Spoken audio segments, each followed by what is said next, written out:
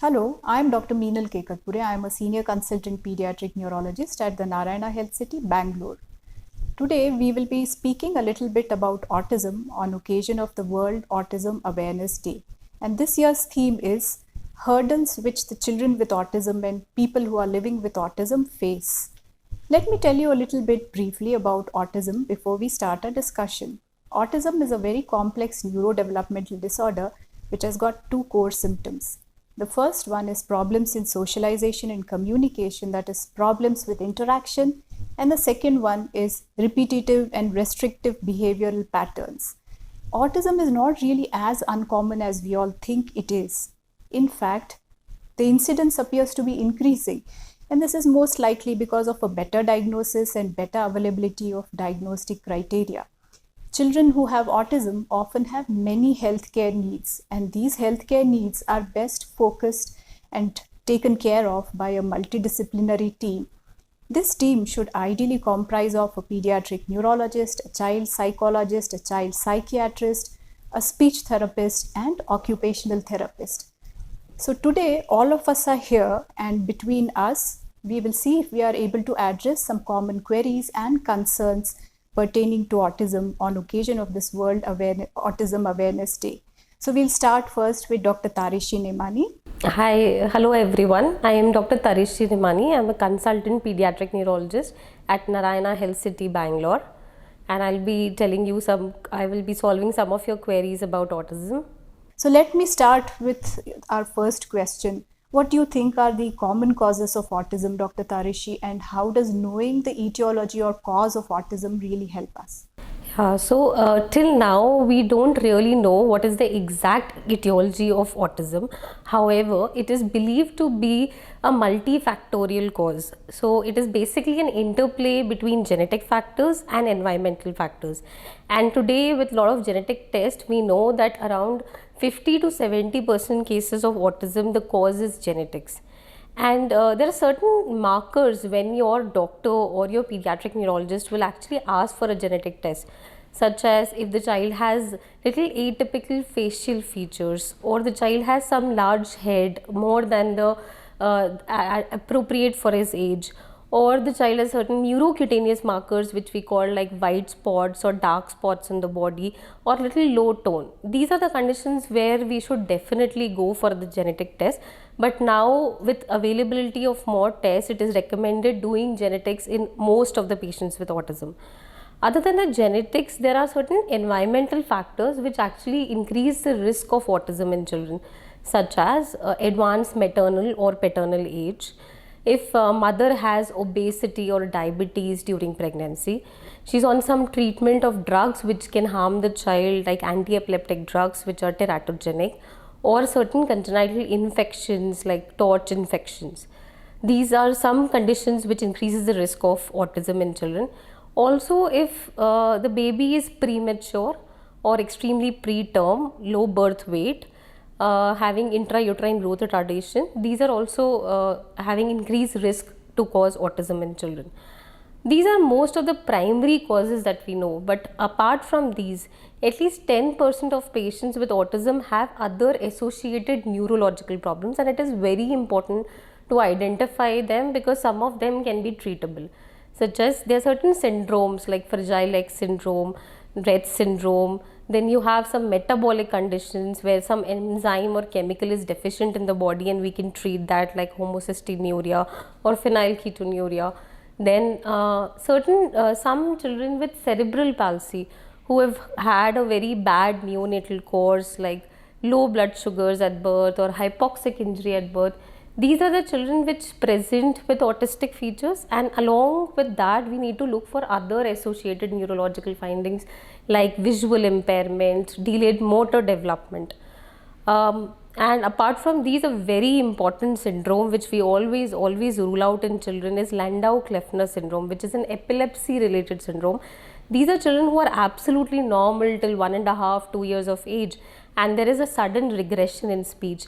They stop responding to name call, they are in their own world, and similar to an autistic kid.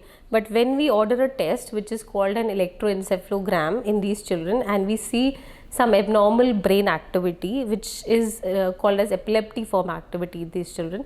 These are actually treatable by anti-epileptic drugs and they improve drastically. So it is very important to identify these children. Then some children with hearing impairment, which is actually missed a lot of time, they're labeled as autistic because they also have speech delay, they also have inattention, but they have a little better eye contact than the autistic kids. So it's very important to do a test called BERA, which your doctor or your pediatric neurologist would recommend, and we can find out all these causes and rule out, because if there is anything treatable, we would definitely like your child to benefit with that. What do you think about the association between autism and certain vaccines? Yeah, very important question, Dr. Meenal. So there was a very old theory about MMR vaccine which can cause autism, but it is completely proven to be wrong now. We have a lot of studies and evidence to say that there is no association of MMR vaccine with autism. In fact, not giving the vaccine to your child can do more harm. He can develop measles and even measles encephalitis, which can cause more damaging brain injury than autism. So please, that is my kind request, definitely vaccinate according to the schedule for autistic kids. And I forgot to answer the second question, that why it is important to know the etiology. So very important. First, we can find what are the treatable causes and we can treat them. Then second, to know about the prognosis, how the trajectory or the clinical course of the child will be. Then we can definitely tell you about the recurrence risk. What will happen if the parents are worried coming, will my next child have autism, will he have any other neurodevelopmental disorders? We can definitely tell you what is the risk, and now with genetics we can actually prevent that by doing an antenatal testing. Then it is important to understand some of the conditions which may be associated with other medical conditions like liver problems, kidney problems, cardiac problems, and we can find out that early, detect them and treat them. And last but not the least, there's a lot of research happening today. Everywhere genetics is now blown up like the biggest thing, and we have gene therapies. If we don't know the cause, then we won't be able to find what is exact treatment for that, and if there is any research targeted therapy available, we won't have access to that. So it's very important to find the etiology. Yes, so as Dr. Tarishi says, we are now living in the age of precision medicine, personalized medicine, and that is going to be possible only if we know what is the exact etiology or cause. Now, Dr. Tarishi, can you also tell us briefly about what are the most common neurological issues that you see in children with autism and how do you manage them medically? Yeah. So there are a lot of neurological issues and along with that a lot of medical issues in children with autism, and they actually have a significant impact on the quality of life of the child and as well as the family. So first, most important is seizures, which I already mentioned. So if like a normal person has a chance of 1 to 2% in his lifetime to have a seizure, but autistic kids have at least 5 times more, around 7 to 23% chance of having seizures in their lifetime. And those kids who have little intellectual disability or low IQ as we call it, they are more at risk. So and the age group, most common, any age group they can get these seizures, but most common early childhood between 3 to 5 years, and then adolescence when there are hormonal changes in the body, 13 to 17 years, they have increased risk of these seizures. So what do they look like? So these children, suddenly they're sitting and suddenly they will have some abnormal movements of the body like stiffening or shaking of all 4 limbs, uprolling of eyes, and very commonly we see some staring episodes in these children. They just stop doing whatever activity they are doing and they would just stare blankly in space, do not respond to call, and these will happen multiple times a day.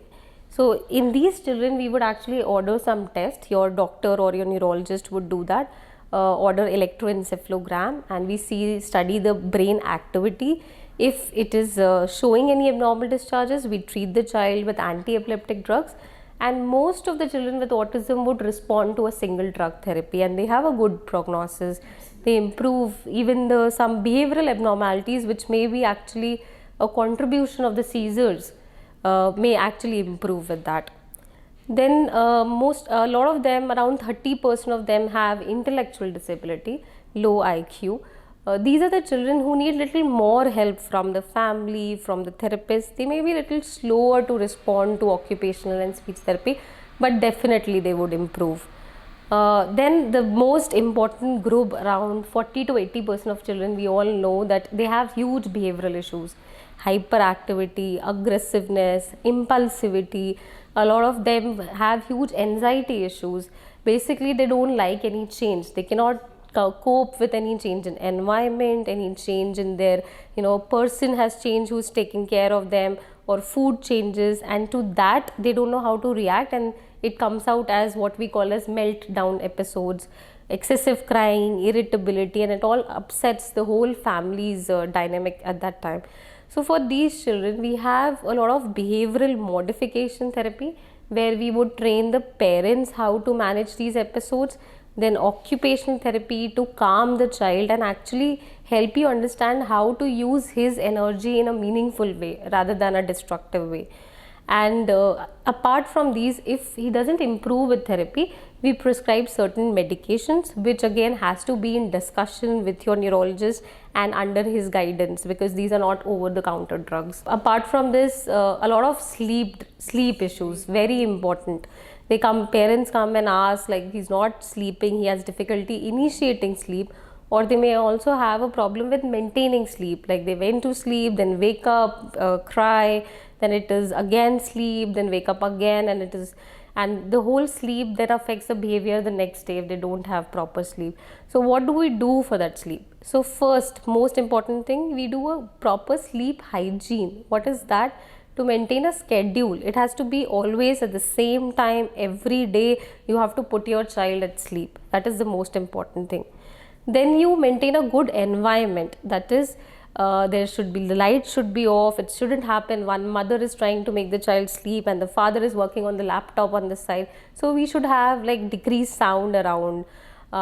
Then sometimes it is important to mention to your doctor if the child has certain allergies or constipation, asthma, or he has snoring during sleep, because these are treatable again, and we can look why the child is having difficulty in falling asleep and treat them. And the last but not the least, no screen time, at least 2 to 3 hours before bedtime. That is the worst. So you have to stop screen at least 2 to 3 hours before sleep. And definitely, if all this has been taken care of, there are certain medications we can help you with, and the child can get better. These are certain neurological problems that they have. Thank you, Dr. Tarishi. I think you have covered it beautifully.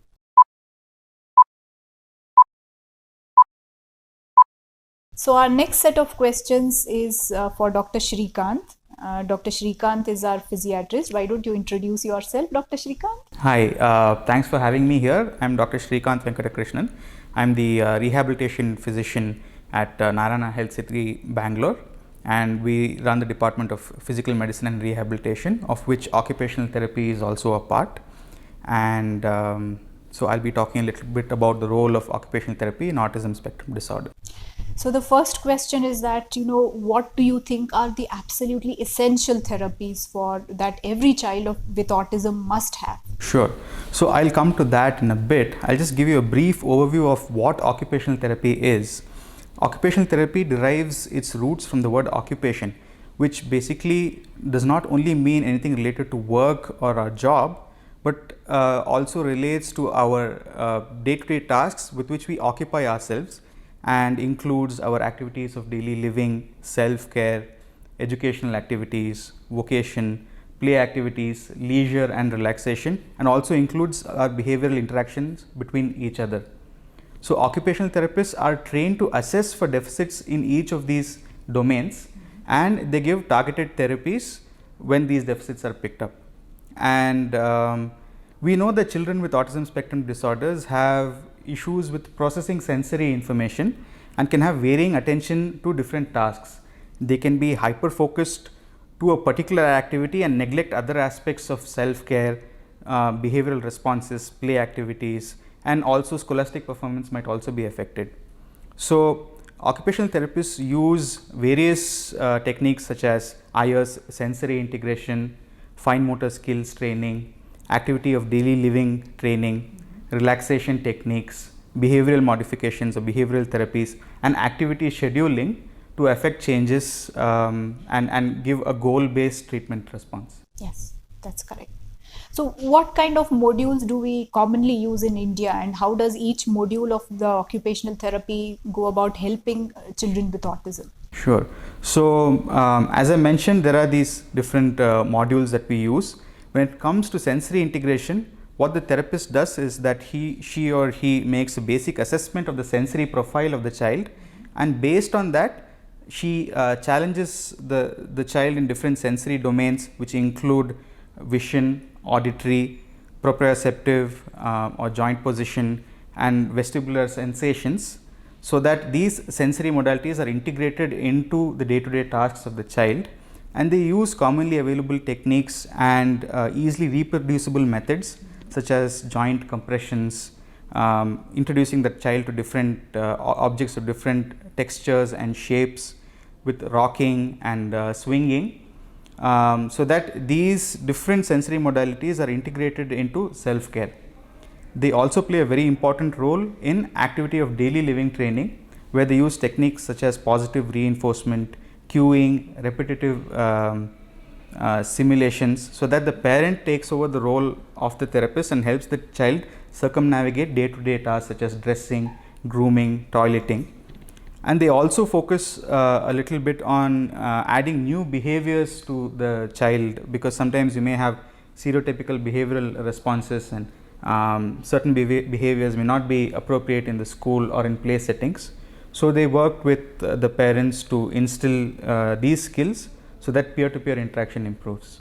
They also help with relaxation techniques to calm the child down, and importantly they work with fine motor skills, and they use easily reproducible tasks such as stringing beads, joining dotted lines, solving puzzles, with grip strengthening, such that the child is able to have better hand dexterity and also improve certain aspects such as handwriting.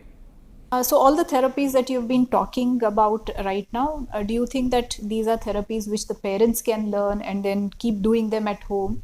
Definitely. I think the role of the parent is as important as that of the therapist, and most of these techniques which are used are easily reproducible, and as and when the parent gets more comfortable with delivering the therapies, the frequency of hospital visits also reduce, and the onus shifts to the parent to continue these techniques at home.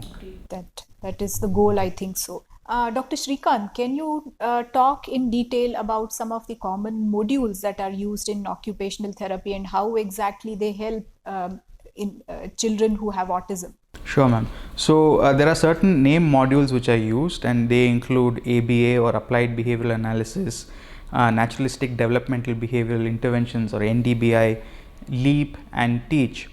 So with ABA or Applied Behavioral Analysis, the therapist looks to screen for problematic behaviors such as episodes of emotional breakdown, temper tantrums, and hyperactivity, and identify what the triggers causing those behaviors are. It could be something as simple as the cooker going off in the kitchen, or vacuum cleaner, the sound of a vacuum cleaner.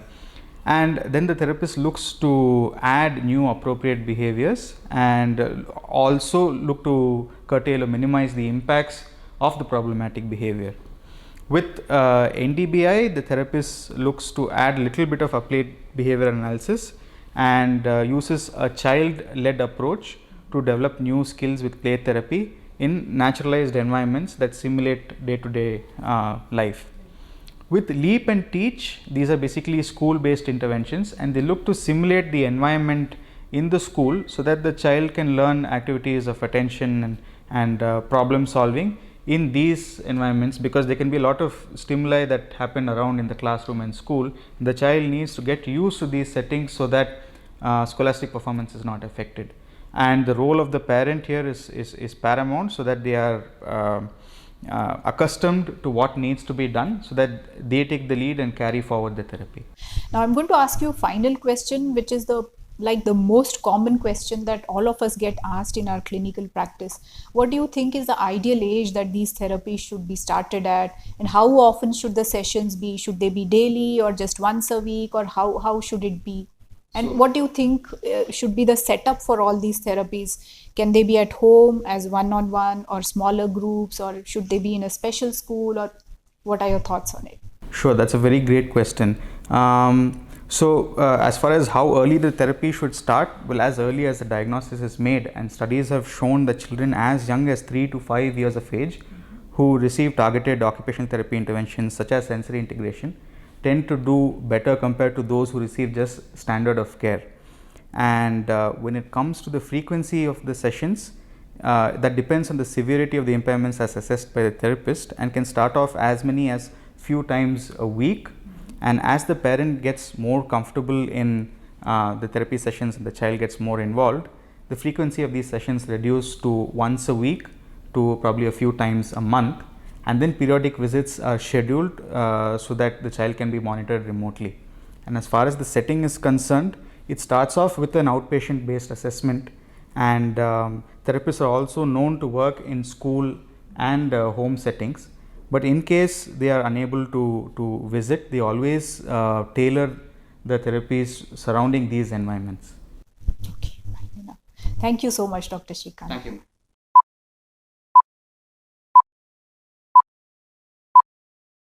So our next set of questions are addressed to our speech and swallow pathologist, Pavitra. Pavitra, please introduce yourself. So I'm Pavitra, speech language pathologist at Narayana Health City, Bangalore. Okay, so can you tell us a little bit about the role that speech and language therapy plays in a child who has autism? In children with autism, you see very observable patterns of communication, language, and pragmatic skills, which are deviant from the typically developing children. So in children with autism, the SLP plays an important role in observing these deviant behaviors and assist them based on what is the deficiency that they show in their developmental patterns.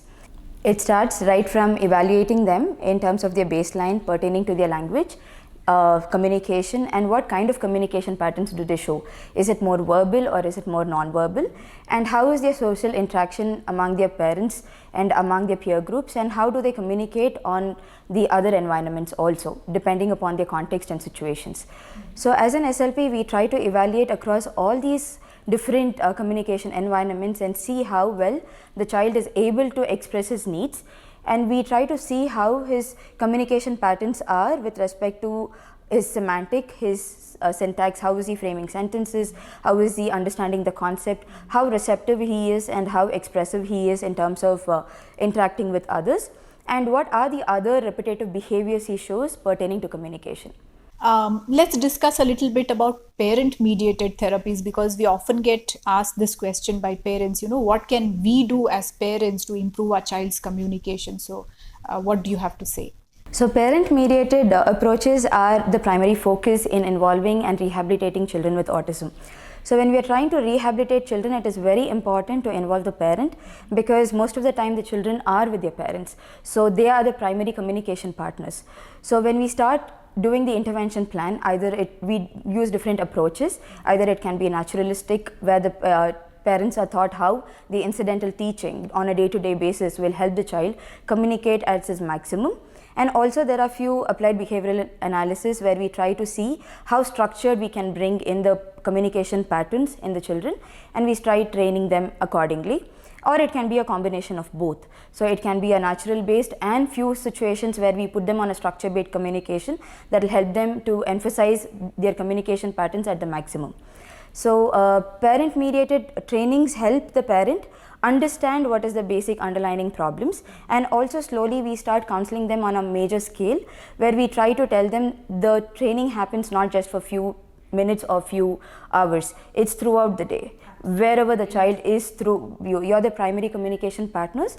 So you start training the children predominantly throughout the day, wherever you get an opportunity. And however receptive the child is, once you start helping them communicate at their maximum comfortable zone, it is easy for them to explore this outside also. True. Now, recent research has shown that up to 30% of children who have autism unfortunately stay non-verbal. That means that they are never able to communicate really. What are your thoughts about non-verbal communication techniques for such children? For example, things like AAC, etc. So that's a very nice question, because most of the children on spectrum either on both extremes, either they are more verbal or they are more non-verbal. So children on verbal, they try to communicate much more better, and yes, they do have some problems initially, like with respect to topic initiation, how do they interact, they have a lot of blocks when it comes to predominant social interactions on a group. But on the other hand, there are a lot of children who are on the non-verbal extremes, where they do not have the communication intent predominantly to tackle how to express their needs. So those children are the ones who would be opted for more of alternative augmentative communication, where you're opting another mode of communication which is not typical verbal. So you're trying to help the child communicate in the way he's more comfortable with. It can be either aided or unaided. Unaided is without any external use of materials, where the child uses his own gestures, or he just tries pointing, or it can just be another social behavioral interaction that he shows to communicate his needs. On the other hand, you have the aided ones, which are like, again, it goes from the low-tech devices to a high-tech devices, where the child can use a picture communication boards, where it helps them to communicate and they see a reinforcement that they get for whatever they are trying to communicate. And they also have few speech generating devices that will be an alternative mode that will help the child talk for them. So when the processing that happens, what they would want to express, they try to do it via these modes of communication. It again reinforces them to have maximum communication chances. So having both aided and unaided, right from involving them for a verbal therapy, is going to help the child explore a lot of communication and help him develop much more social interactions among his peers or family.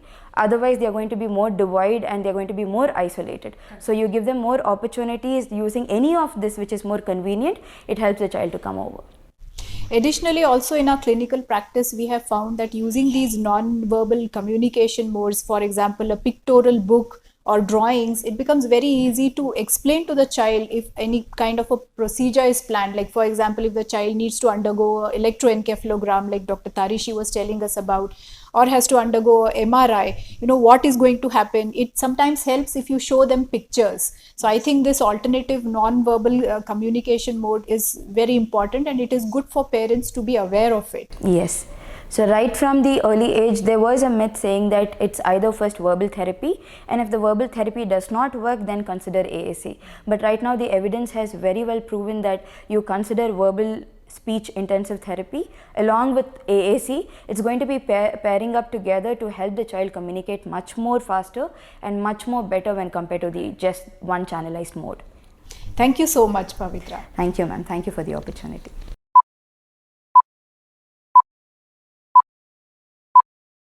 So our next questions are going to be for Dr. Prasanna. Dr. Prasanna, over to you.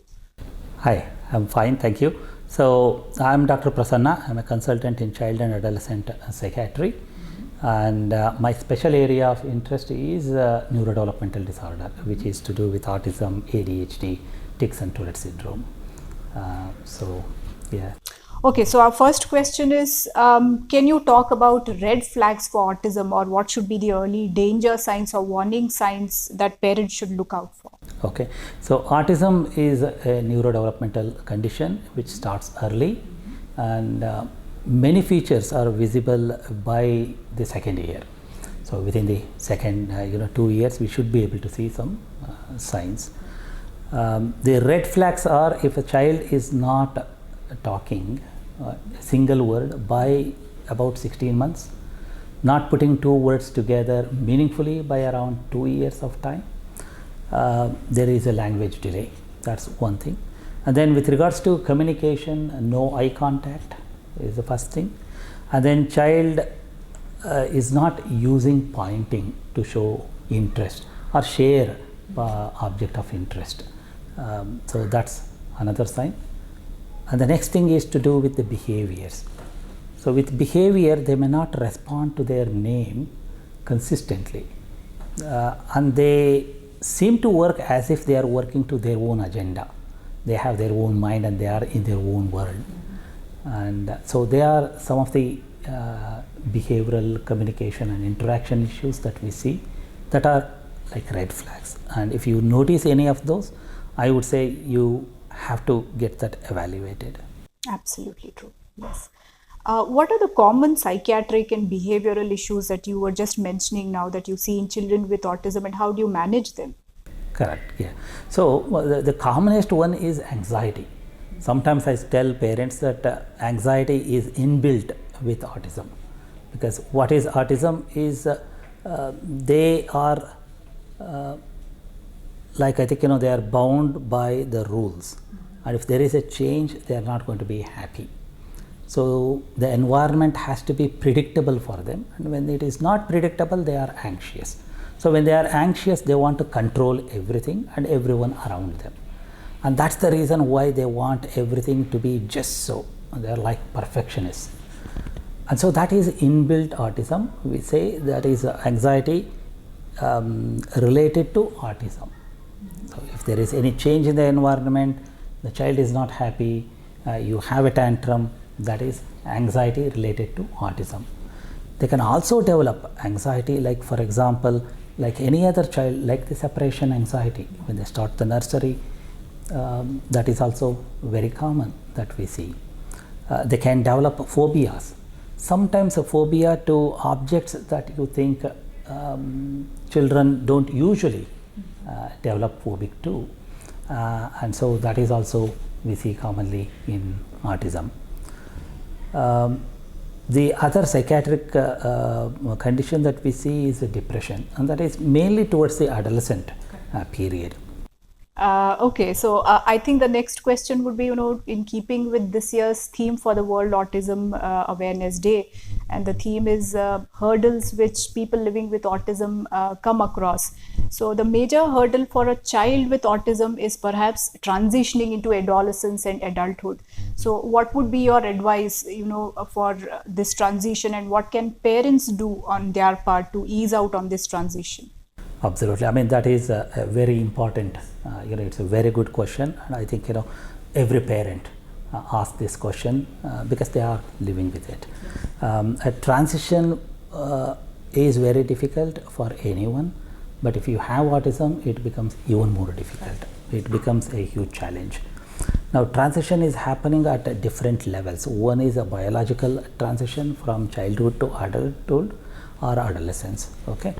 And then there is a developmental transition, there is social transition, academic wise, there is a challenge all the way through. The demand goes up suddenly and everyone seems to take you seriously. A child with autism somehow in the primary school age tends to cope with all the challenges by wearing a mask.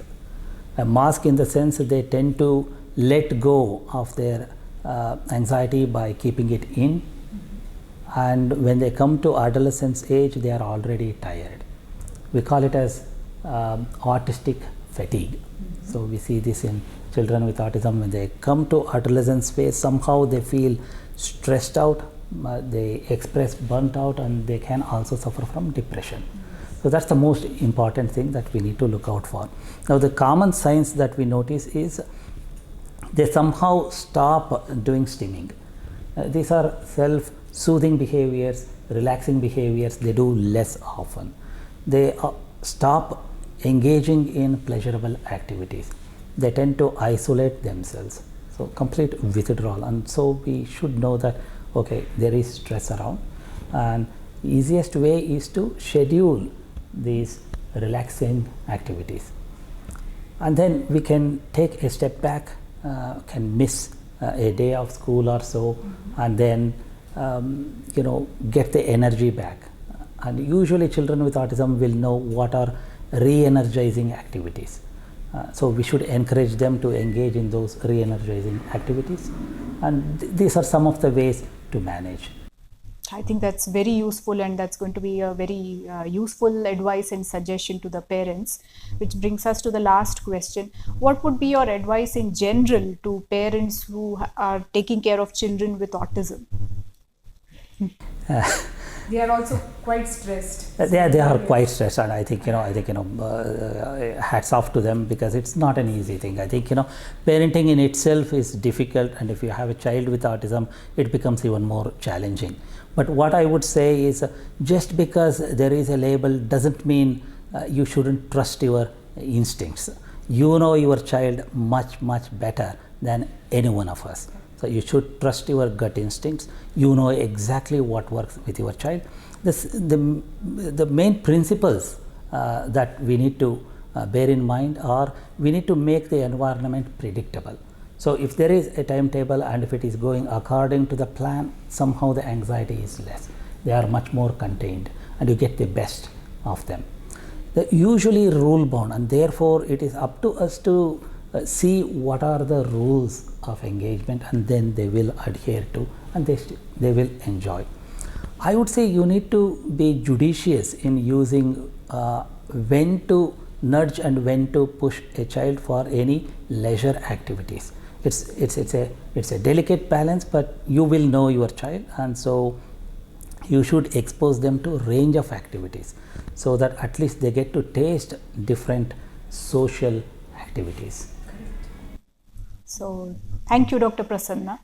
I think we will close this program by a small summary of the whole discussions that we have had. So, autism is a fairly common neurodevelopmental disorder which has problems in socialization and communication and a very fixed, repetitive and restrictive behavioral patterns.